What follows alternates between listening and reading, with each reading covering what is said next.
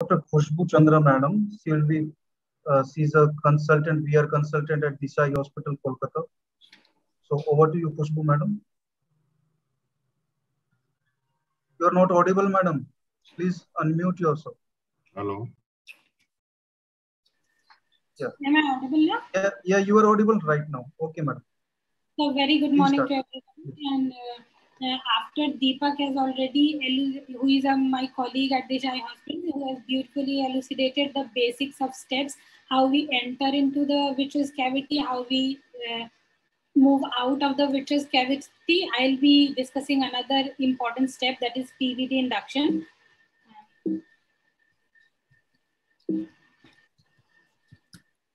So it's, as we all know, it's a very crucial step in any vitreoretinal surgery. However, before embarking on this journey, we should be well aware with the anatomy of the vitreous and its normal attachments. We should also be well aware of its pathological attachment. The conventional technique involves active aspiration of the vitreous from the peripapillary region in the vitrectomy cutter. However, complete removal of posterior hyaloid becomes especially challenging in cases associated with vitreoretinal interface diseases, in retinal detachments with associated PVR or any proliferative diseases like diabetic retinopathy or branch vascular occlusion. Incomplete vitrectomy has its own disadvantages, which can lead to complications like peripheral breaks, later on leading to either retinal detachment or even ERM formation. We should also not shy away from taking help. Apart from the clinical examination, we can take help of B-scan or OCT to preoperatively assess the vitreous status of the patient.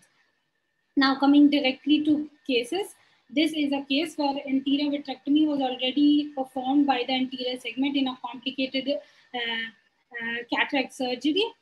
Triamcinolone acetonide was used to stain the posterior hyaloid.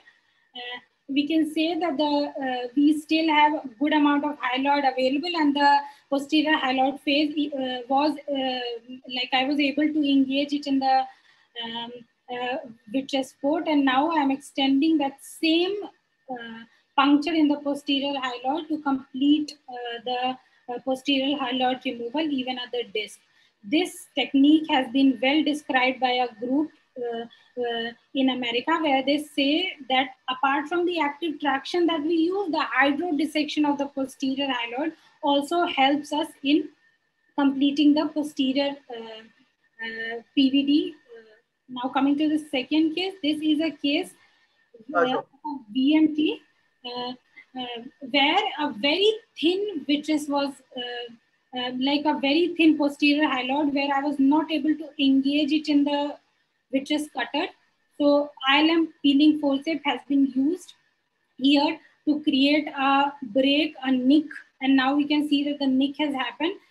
From here, the journey becomes slightly easier because our fluid has been able to percolate behind the posterior hyaloid.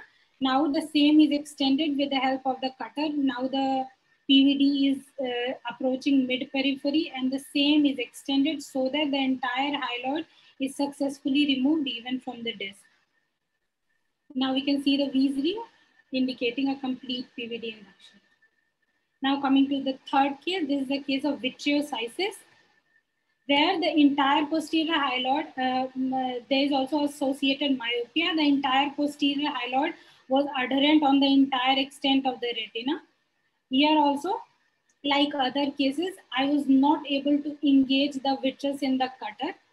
So in this case, I have tried to use active suction in flute. I also tried the soft tip flute to engage or create puncture in the vitreous in this case, but I was not successful. So after adequate try from the cutter, although I was able to engage, but no detachment was possible. So now I've introduced a vitreous flute with active suction, and we can see that now the vitreous is starting to lose. That same aspiration is being used to slightly detach the posterior hyaloid from the retina and extend it. Again, cutter was introduced to complete the posterior vitreous detachment in this case.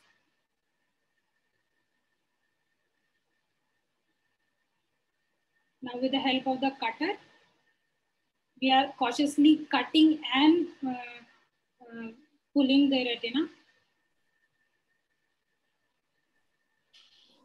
There is also associated chorioretinal atrophic patches in the inferior quadrant, which also explained why the vitreous was so adherent, so adherent to the retina.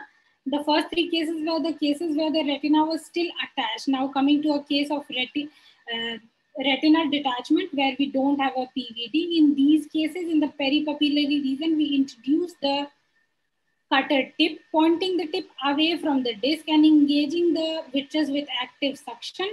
Now in sweeping motion, we try to engage as much vitreous as we can using the vacuum judiciously so as not to engage the retina and try to move till the break. The same maneuver is done in all the quadrants, and now we can see that a partial V-ring we can see. These cases are also important as the PVD induction needs to be at least till the break in a detached retina. So we should all be cautious while doing PVD induction in such cases because it's very easy to engage the retina while doing these maneuvers. So we can now see that we have already completed the posterior vitreous detachment in the superior quadrant, now doing the same in the inferior quadrant, and now we can see that the entire vitreous is loose from the retina and thus the vitrectomy can be completed. This was a case of simple Regardie. Now coming to other cases, this is a case of tractional retinal detachment associated with a branch retinal vein occlusion. The nature of the vitreous also changes in these cases. So we'll not have a normal gel-like vitreous as we do in Regardie cases. So here a sheet-like vitreous has been engaged with the vitreous cutter, and we can say that we can see that the retina is also moving along with the vitreous. The fibrovascular proliferations are very strong attachments, and the underlying retina is ischemic and thin. So we should be cautious not to pull the retina in those areas. So the PVD induction was completed to other areas first, and now slowly by introducing the cutter beneath the fibrovascular proliferations, we are cutting it. Also, we should be cautious to not do this step over jealously, as we can easily create a break in these thin retinas, thus converting a tractional retinal detachment to a combined retinal detachment. Now coming to a atypical case. Presentation time is up. You need to conclude. I'm really sorry for this. To sum up, preoperative assessment of the case, judicious use of B-scan and OCT preoperatively. We should also not be over-jealous with the core vitrectomy, and we should not shy away from using dye or triamcinolone acetonide when needed. We should all be well versed with other instruments apart from cutter, like flute tip using ILM peeling forceps, diamond dusted scraper, a 24-gauge needle, with active aspiration, a pick or vitrectomy Caesar when and where needed. Also, the need of peripheral retinal examination can never be overemphasized.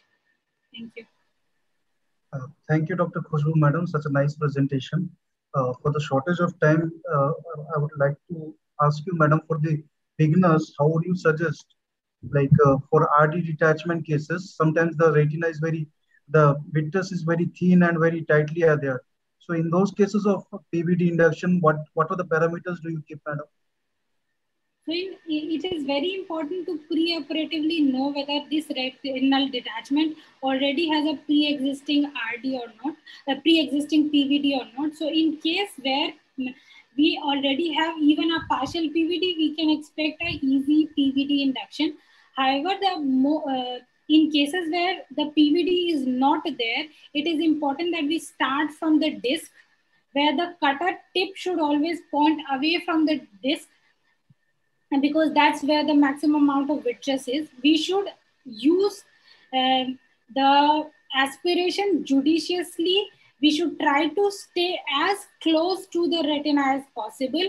However, if we feel that it's not safe, then we can try to pull the vitreous directly away instead of the sweeping motion that I showed.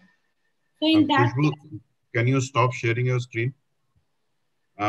Two important thing. One thing is with cutter, if you're using Constellation system or where the fluidics is controlled, then the cutter system is good. But the moment many times with the lower end machines, you land up into hypotony. So it's important for the youngsters to know that you start your PVD with soft tip extrusion cannulas, and that will help you to induce, and it will be a more controlled. And what we see a typical fish tracks sign where we see the vitreous is engaged into the soft tip, and by sweeping movements, you can create an detachment or a partial PVD, and finally vice ring comes. So not always I will suggest use cutter, but ideally it should be done with an extrusion tip needle.